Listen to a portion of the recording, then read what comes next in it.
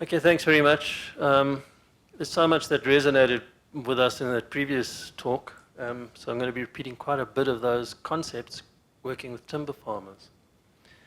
So what I'm going to be talking about is looking at the forestry context, and specifically we've been working a lot with smallholders and private farmers as well.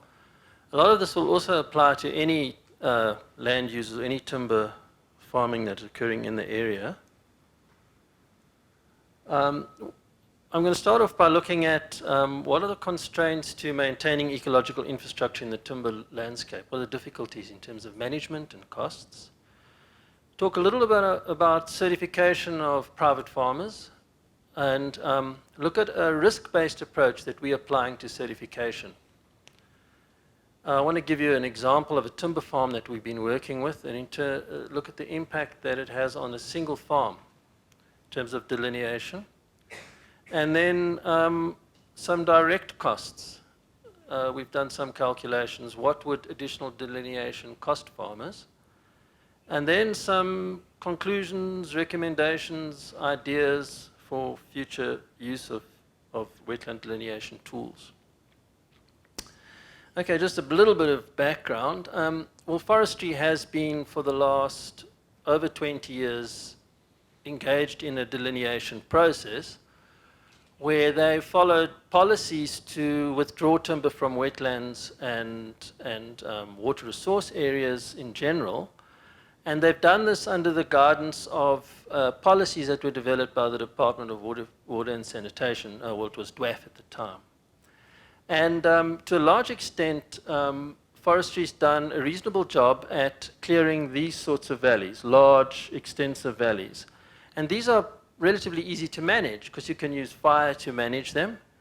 And you can carry out programs where, for example, you could burn this side one year and that side the other year and maintain ecological or habitat vigor, grass rigor. So it's more easy to manage those sort of areas. I've been auditing private farms for certification for probably 18 years now, and this wetland delineation is one of the biggest issues facing them because it has direct implications, cost implications. One, loss of productive land, and also the cost of maintaining these buffer zones. It's the one area in certification which is a huge barrier to people getting certified, is the loss of potential area if they have to delineate fully according to the certification requirements. The current certification requirements are following a policy in a very simplistic way. They're saying if you detect a wetland, and this is marked by the presence of hydromorphic soils, you must withdraw timber to 20 meters from the edge of those hydromorphic soils. So we've been looking at the implications of that.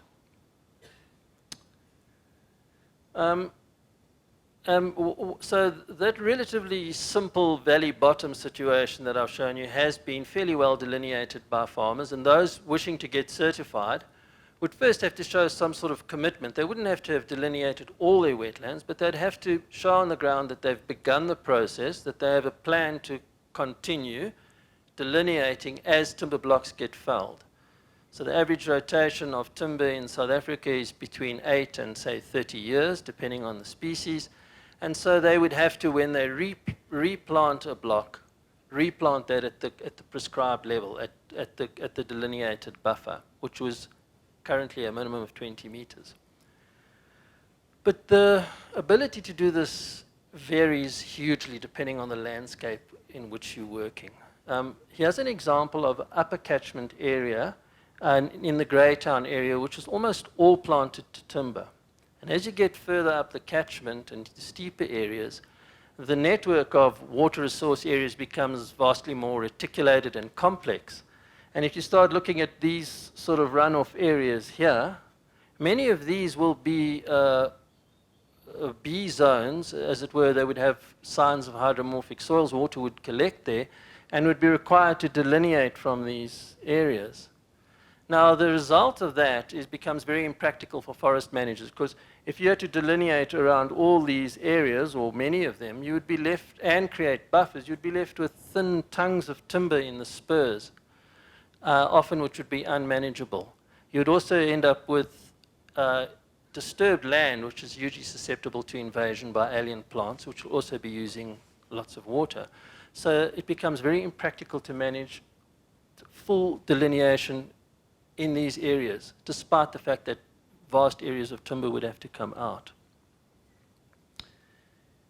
If we move further down the catchment to some of the flat areas, typically found in sort of the Karkloof area or some of the Wartburg areas, you get this scenario. So this area was all planted up to timber before. This farmer removed the timber and rehabilitated the wetland. But the issue here is that they haven't created buffer zones in this area. So the requirement, what they also typically would do was that produce a cut-off road on the edge. What we found when we were looking for wetland soils is sometimes quite far into that block, you're still picking up hydromorphic soils. So this farmer is faced with the fact that not only would he have to create a buffer, but he would have to perhaps find the edge of the wetland somewhere in there and then create an additional buffer. Now, we're working with farmers who feel that they've already made quite a commitment in terms of removing the timber from the buffers already. They may have other main channels that they've delineated further, but now what we're requiring them to do is find some of these wetlands, which may be in there somewhere, and delineate additionally, and there's some pushback to do that. What we did in this case was provide maps for the farmer to have a look and see what would the final implications be of a full delineation, and then he's able to look at what it's going to do to his bottom line. And in such cases, farmers might even remove themselves from certification schemes because certification is the tool that's being used to enforce this. So what we did to look at this and start trying to understand the conditions that exist in these different landscapes was we've developed a risk-based system for certification in general, and I'll show you a little bit how it applies to all the certification requirements and what we're doing. But it's quite useful if we use this to start probing specific issues such as wetlands and their benefits and the value of delineating them. To do this, we need to define what the landscape is, and we use this sort of definition of, we're looking for functionally homogeneous units that have similar ownership patterns, similar topography, land use, and other issues. And this is an example, again, I've produced the same Google Earth image of that Greytown area. And this we could define as a high production landscape, and it would have certain attributes which would lead us to think about how what the constraints and opportunities are within that landscape for whatever issue we're trying to look at. So this is the sort of a photograph of what this sort of landscape would look like. And these are attributes of this landscape or characterizing features which would make this homogeneous. So in this particular area, it's got excellent timber growing conditions and produces high economic importance to the country. There's hilly topography, and it's very heavily planted. So in many cases, quite a bit more than 80% of such a landscape would be under plantations. And you would have, in many cases, less than 10% natural habitat. These sort of areas, you'd have the sort of highly reticulated complex water resource areas. So another landscape could be that, and this is the Wartburg area and the similar sort of areas that Janet was pointing out in the Midlands, where what you've got is a private mixed farming landscape. Everything that you see in dark green here is timber, most wattle and some pine in this area. And the rest is sugarcane, and wherever they've delineated valley bottoms, or they've actually planted kikuyu and are grazing cattle. So it's not a high biodiversity area at all. And these are salient or identifying features of such a landscape. These areas that we're dealing with are under private ownership, areas of high agricultural potential, mixed farming. And what private ownership is quite an important factor because you're almost sure that the farmer is going to make use of his land as productively as possible. So if you excise areas from timber, the farmer will probably find another productive land use for that area that doesn't require regulation, always rigorous regulation. This is undulating topography, with less than 10% natural habitat in these sort of areas. And because it's sugarcane, and as Janet explained, that sometimes the sugarcane is sitting on the higher land and we've got timber on the valley, there's a disruption to the hydrological the functioning of the area. So you would find that water's getting channeled perhaps past historical wetlands into these water channels and then being channeled straight into the wattle areas or the timber areas in the lower valleys. And we've seen quite extensive erosion in these timber areas. So erosion becomes a fairly high risk. So what the risk-based approach is attempting to do is to identify what are the salient features that drive the risks in those landscapes so that we can deal with those within our certification system. Another landscape that we're working with is the communal smallholder landscape. Now just to point out this Google area photograph, by the way, all these shots that I've shown you, this Google area, is 10,000 hectares of land, very close to 10,000 hectares. So you can get a feel of the scale and how the features repeat themselves in the landscape. For example, all these little dark green spots are the timber blocks, the sort of regular looking bits. They've got extensive grasslands in this landscape. There's some scarp forests and then people's housing with vegetable gardens situated within the matrix. The features that characterize this sort of landscape would be it's under communal ownership. The area, the plateau has actually got high agricultural potential, but it's steep topography, so it prevents certain development. Manual labor, fairly low overall production systems and low impact production systems. Less than 20% of this landscape is plantation, and greater than 50% is natural habitat. And the hydrological infrastructure is fairly well preserved. So the wetland systems and the river systems are fairly intact.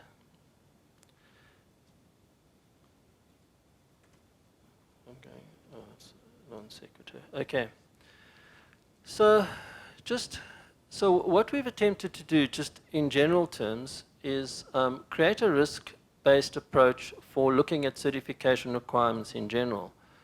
So the FSC certification system tries to deal with almost any impact that would occur on a farm. So what we've done is we've taken every forestry operation activity that we can possibly think of, and we came up with 119 activities with associated hazards, and we looked at their impact on all the environmental, social, economic values that we could think of, and that's not represented here, but in the end we looked at, and we did this with an expert-based system. We used a lot of consultation in coming up with this basic set of risks for forestry.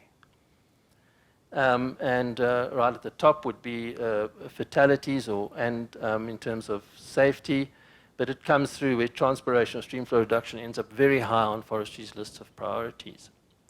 Now this methodology allows us to then, this is the overall set for forestry as a whole, but we are now using this, we are applying it in these various landscapes, and the different sets of priorities come up. So if you're working in the Wartburg area as we showed just now, we wouldn't be looking at, there's not a big threat, ongoing threat to biodiversity in such an area, because that biodiversity has been pretty much eradicated. And erosion comes up as a very high threat in such an area. So I haven't demonstrated all these scenarios because they're not all salient to the issue that we're dealing with now. But you can look at more and more detail, and we're trying to do that in terms of the things that drive wetland management, in terms of the risks that apply to the actual landscape that you're working. And you could see the differences in these scenarios where this scenario is entirely different risk profile in terms of the hydrological impacts. Where you've got less than 20% catchment planted to high water use species, you can assume almost no hydrological impact in such situations. Now the useful thing is we now can use the hydrological model that Bruce Scott Shaw's been working on, apply it into these landscapes and find data to support our assessment of the risks. Okay, so I just want to show you a little bit also how we've used risk in terms of managing the certification group that I do the internal auditing for. So I'm working with something like 80 farmers, and wetland delineation came up as a big issue. Auditors were becoming stricter and stricter in terms of wetland management and finding more and more wetlands on these farms, these upland wetlands and other wetland systems that up till now hadn't been delineated. So as a first step, what I did in a very crude fashion was I took every single farm and put it on Google Earth and had a look at where, just from a Google Earth image, I could detect that there were wetlands. Having marked those wetlands, we then looked at some of the higher risk farms and we developed maps, more detailed maps of the wetlands that occur on the farm. And that we were then able to present these to the farmer and say that what a full delineation would mean in terms of their economy, in terms of what they would lose. Here's some maps that were produced of a particular farm that was just illustrating, for example, the dark red areas there. The red areas are areas that are within the actual wetland, and that's what timber would have to come out in order to be compliant, and the buffer zoned 20-meter buffers are shown in orange there. I've been given the 5-minute science. I'm not going to dwell on these, but this just gives you a very good image at this resolution of how complex and reticulated these water resource areas are. And if you had to delineate from all these areas, you'd be left with a very broken, very fragmented plantation landscape. Quite impractical to manage. I'll skip over these and get on to the costs.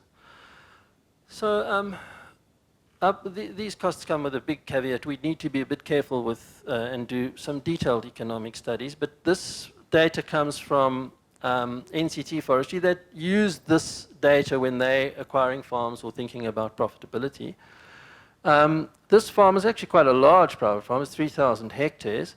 And the existing clear area of clear water resource area on this farm was 320 hectares. So already 320 hectares of water resource area had been delineated in this particular case, just over 10%. But the timber that exists in the water resource areas is still 65% according to the model that Richard developed. So if he had to take that, only that out at that level, he would have that loss of income, the 275,000 rands of income, and then the rehabilitation cost, we've calculated something like 1,000 rand per hectare, but this is a cost that's high over the first 2 years, and then so we've averaged it over 10 years. Figures are quite disputable and variable, but we just try to suck on the thumb a bit. And that's a 2% loss. If you actually reduce the water, create the buffer, include the buffer as well, there's 251 hectares loss and quite a substantial annual income loss.